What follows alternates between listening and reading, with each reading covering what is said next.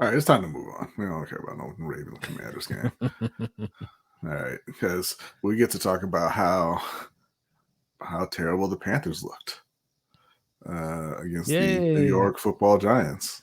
How bad they look, B? They look pretty bad. And I'm not talking about the second and third team. Obviously they put up some points. It was a close game. Blah blah. Blah. Don't care. They could not block. They could not protect Bryce Young. You could say it was a little better than the Jets game.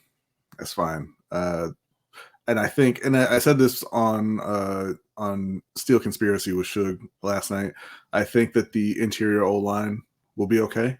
They're missing Austin Corbett right now, who tore his ACL late in the year last year. They just got Chandler Zavala back. And I think, given some time, the interior line will be all right. The big issue is what's going on at left tackle, and is Ikwonu going to be okay? Because it looks right now like he just can't handle really athletic edge rushers. And that's not a great thing. Did he look putrid?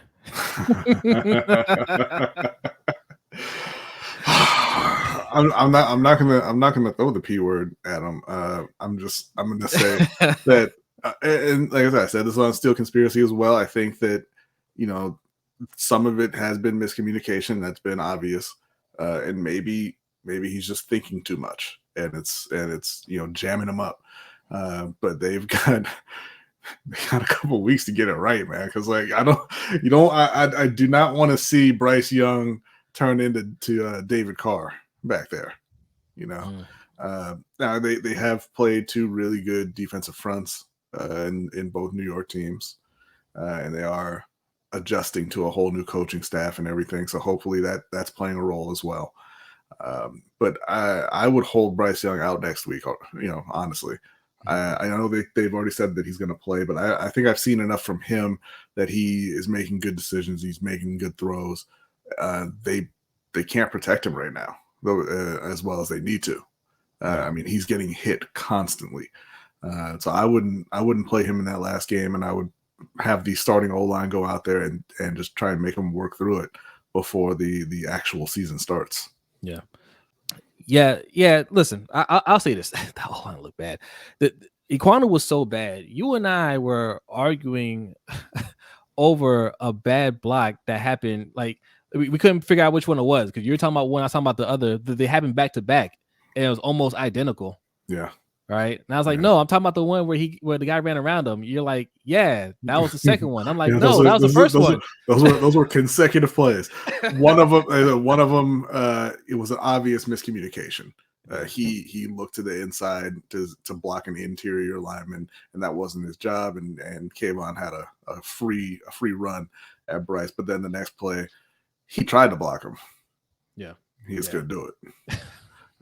So I don't know which one's worse. I'll say this: I feel really good about Bryce Young off of that game, because good pocket presence, right? Because even with the bad O-line, he knew what to do with the ball. He wasn't like a deer caught in the headlights, right? Like he got rushed, he threw the ball away. He made even stood in the pocket a couple times and made some good passes, even though like someone didn't get completed. Like he just had he knows what to do out there. So as the O-line improves, he's gonna be fine. I think I'm guessing you hadn't seen this segment, but Chris Sims told me that as a Panther fan, I shouldn't feel good about Bryce Young. And do you want to know why? And this Chris Sims is somebody whose opinion I've respected, just because he was not afraid to go against like the prevailing knowledge, right?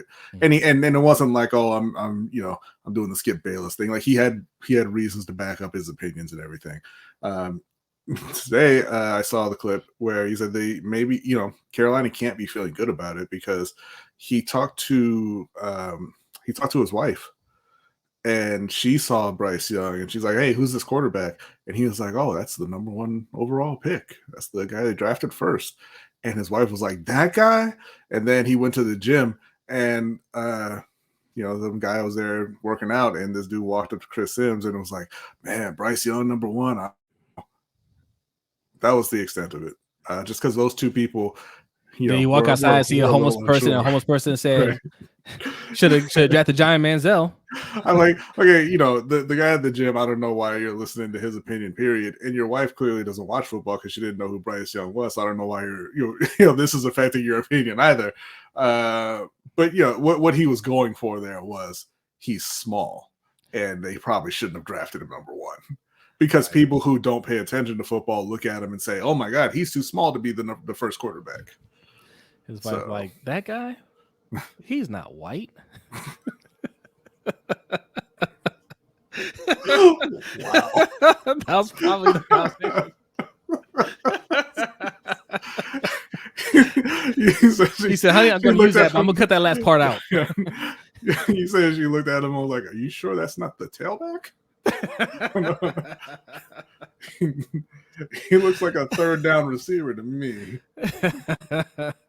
A scat bag, if you will. Yeah.